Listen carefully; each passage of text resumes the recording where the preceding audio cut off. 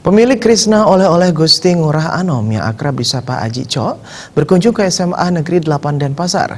Selain memberikan motivasi kepada siswa SMA Negeri 8 Denpasar, Aji Cok menyempatkan diri melihat semapan Fair 2019 dan ingin menyerap hasil kreativitas siswa SMA Negeri 8 Denpasar.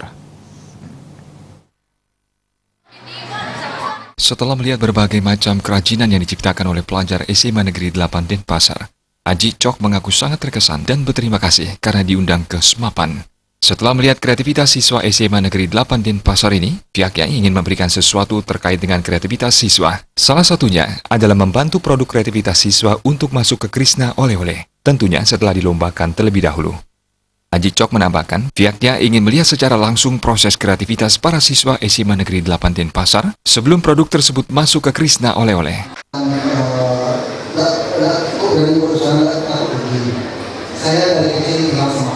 Ini anak SMA loh, anak SMA lega beda dengan kuliah. Tetapi kreativitas anak-anak, saya baru pertama kali diundang dan perlu pertama kali ngelihat anak SMA yang kreativitasnya luar biasa. Tetapi belum bisa semua masuk.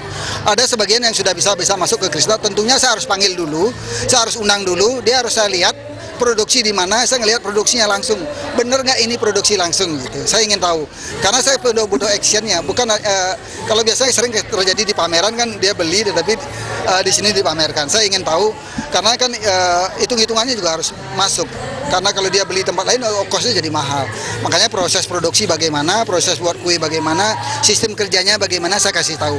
Karena kebetulan saya memang menguasai dari bawah sampai semuanya saya tahu.